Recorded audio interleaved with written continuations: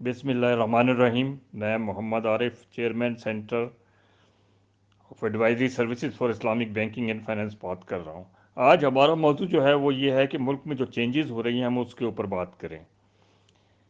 इस वक्त सबसे अहम इशू जो गवर्नमेंट की तरफ से लाया गया और उठाया गया है वो ये है कि नवाज शरीफ को वापस लाना है, उन पे गद्दारी का मुकदमा भी डालना है। लेकिन अगर हम और उनको एनआरओ के तहत नहीं भेजा गया, जबकि असल बात ये है कि सब जानते हैं कि उनको मेडिकल रिपोर्टों के बाद भेजा गया और ख़ुद कैबिनेट ने अप्रूव किया कि उनको यहाँ से जाने दें।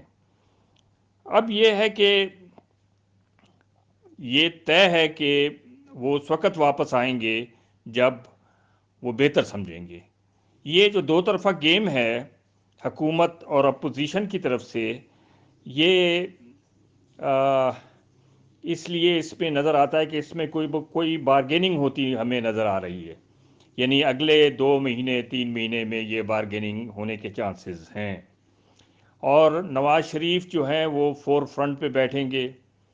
जब बैठने के काबिल होंगे तभी वो पाकिस्तान आएंगे।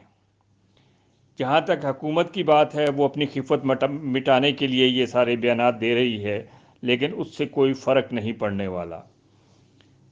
वो असल में बात ये है कि जो ताकतें हैं पाकिस्तान में, वो ये बारगेनिंग हो रही है बिटवीन पीएमएलएन पीपल्स पार्टी, और ये जो केसेस हैं जितने भी नवाज शरीफ के ख़िलाफ़ हों या जरदारी साहब के ख़िलाफ़ हों, ये जस्ट फॉर बारगेनिंग है। अगर आप एनआरओज़ का पस मंज़र देखें तो पहला पस मंज़र जो मुशर्रफ साहब ने दिया था बेनज़ीर साहब के ज़माने में, उसमें तकरीबन 60% फ़ायदा जो था एमक्यूएम ने उठाया था। और एमक्यूएम और तो इसी तरह ये जो एनआरओ उसके बाद जो दिया गया, जिसमें नवाज शरीफ 10 साल के लिए फिर बाहर गए, उसका फ़ायदा भी उन्होंने बाद में उठाया। दोनों तरफ से फ़ायदा उठाया गया। उन्होंने अपने 10 साल मुकम्मल किए, इन्होंने फिर आकर के दोबारा अपना हुकूमत में आए।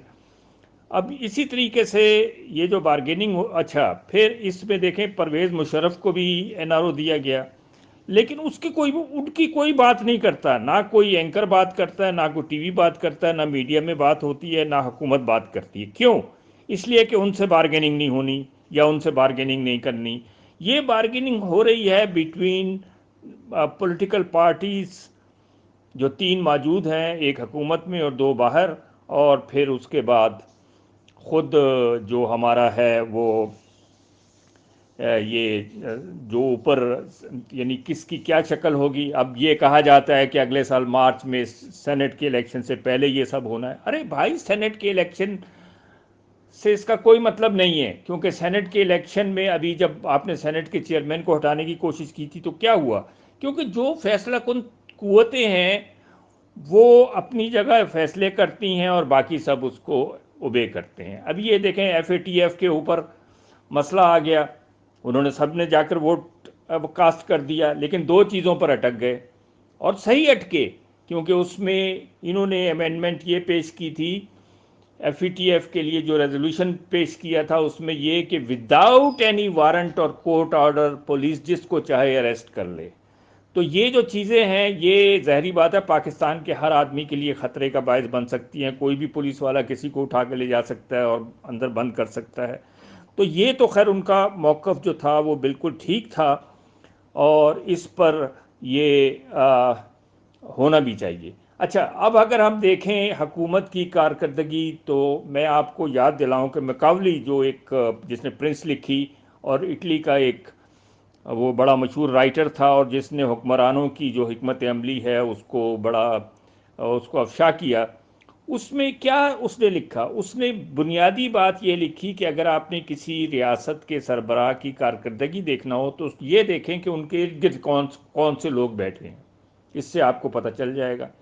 अभी एक वज़ीर हवाबाजी साहब ने जो पायलटों के मसले पर बयान देने के बाद अभी एक बयान दिया कि जो इस हुकूमत से पहले 32-35 साल में लोग आए हैं वो काबिले यानी उनको मौत है और उनको फांसी की सज़ा होनी चाहिए। ख़ुद ये भी जरदारी साहब की हुकूमत में शामिल थे।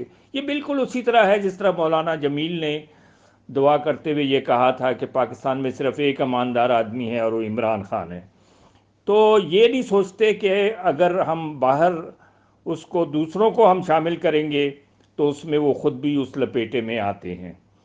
تو یہ جو صورتحال ہے اب اس کے بعد اصل میں مسئلہ یہ ہے کہ حکومت یا اپوزیشن کوئی بھی عوام کے مسائل پہ نہیں آ رہی. اب کراچی میں بارشیں ہو رہی ہیں، بحیرہ عرب بن گیا ہے، سمندر بن گیا ہے، اور سب سے زیادہ جو نقصان ہوا ہے وہ نہ صرف پوش علاقوں کا بلکہ وہ علاقے جہاں مکان تیار تھے اور لوگ رہائش پذیر تھے، اس میں ڈیفنس بھی شامل ہے. اب کراچی کو اگر ہم دیکھیں تو میونسپل کا جو ایریا ہے وہ تقریباً 40% آتا ہے. اب 60% جو ہے وہ ہمارا کینٹونمنٹس کے انڈر آتا ہے. تو کون اس کو دیکھے گا؟ دریا جو ہے بہہ رہے ہیں، نالے جو ہیں بھر چکے ہیں. اچھا اب اس کراچی کو اس جگہ پہنچانے والا کون ہے؟ 99% MQM، کیونکہ انہوں نے تمام چائنا کٹنگ کی، مختلف جگہوں پر قبضے کیے، مکانات بنائے، اس سے تمام جو کراچی کے 300-400 نالے ہیں وہ رک گئے. آج وہ پانی جو ہے پلٹ کر انہی کے دوسرے جو مکان ہیں، چاہے وہ پوش ہوں یا غریب علاقوں میں ہوں، وہ سب اس میں داخل ہو رہے ہیں. لوگ جو ہیں وہ باہر چھتوں پر بیٹھے ہوئے ہیں اور کوئی پوچھنے والا نہیں ہے. تو اس کی رسپانسبلٹی 99% MQM، اور مجھے یاد ہے کہ MQM کے زمانے میں کوئی آدمی اس پہ بات نہیں کر سکتا تھا، کیونکہ اس کا اگر وہ بات کرتا تو اس کی لاش اگلے روز بوری میں ملتی تھی. تو اس لیے یہ ہے کہ یہ جو چیز ہے یہ تو ان کی ذمہ داری ہے، لیکن اب ظاہری بات ہے بھگتنا تو ہے، کراچی کے لوگوں کو نکالنا تو ہے، لیکن یہ ایک معجزہ تو نہیں ہوگا، اس میں وقت لگے گا. ابھی تو کراچی کے لوگ سفر کریں گے، اب اس سفر کو کس طریقے سے ہمیں پاس آن کرنا ہے، اس میں تمام لوگوں کو مل کر کام کرنا چاہیے. ایک دوسرے کے خلاف یہ جو بیٹھے ہوئے پریس کانفرنسیں کر رہے ہیں اس کا کوئی فائدہ نہیں ہے. اچھا اب یہ ہے کہ ہم یہ عمران صاحب کے اسٹیٹمنٹ پر آتے ہیں کہ یہ ہماری اکانومی بہت بہتر ہو رہی ہے. جناب یہ میں نے بالکل فگرز لی ہیں جو اسٹیٹ بینک کی لیٹسٹ رپورٹس ہیں، وہاں سے انفلیشن ہمارا 9 سے 11 کے درمیان ہے. بینکوں کے ڈپازٹس البتہ بڑے ہیں، 16 ٹریلین پر پہنچ گئے ہیں، جو پہلے 2018 میں 12 ٹریلین تھے، لیکن ان کو کوئی وے آؤٹ نہیں مل رہا کہ کہاں اس کو انویسٹ کریں. بارونگ جو ہے جو یعنی اس کی پرائیویٹ سیکٹر کی ہے وہ نیگیٹو میں چلی گئی ہے 83 بلین، جبکہ یہ ان ٹوٹل سٹاک میں 7 ٹریلین ہے. کرنٹ اکاؤنٹ البتہ جولائی کے اندر پازیٹیو ہے 424 ملین سے. ایکسپورٹس ہماری 22.5 بلین تھی لاسٹ ایئر اور امپورٹس 42.4 بلین. اچھا ایکسپورٹ جو جولائی میں ہیں وہ 1.8 بلین کے قریب ہیں. اچھا ورکرز ریمیٹنسز بھی اس سال بہت اچھے آئے ہیں 23 بلین کے، جبکہ اس سے پچھلے سال 21.7 بلین کے تھے. ایکسپورٹس میں اگر ہم دیکھیں تو جو 4 مین کنٹریز جہاں ہماری 100 ملین سے زیادہ یعنی جولائی میں، میں جولائی کی بات کر رہا ہوں، وہ ایکسپورٹ ہوئی ہے، وہ US سے ہے 336 ملین، اس کے بعد UK ہے 145، جرمنی ہے 115 اور چائنا ہے 105. لیکن یہ کافی نہیں ہے، کیونکہ بات یہ ہے کہ ہمارا ڈیٹ جو ہے وہ تقریباً کافی انکریز کر گیا ہے، ایکسٹرنل ڈیٹ پرٹیکولرلی، اور ہمیں اس کے لیے بہت مطلب ہے کہ اس کے لیے ہاتھ پھیلانے ہوں گے. IMF نے دوبارہ سے پاکستان کو لون دے دیا ہے.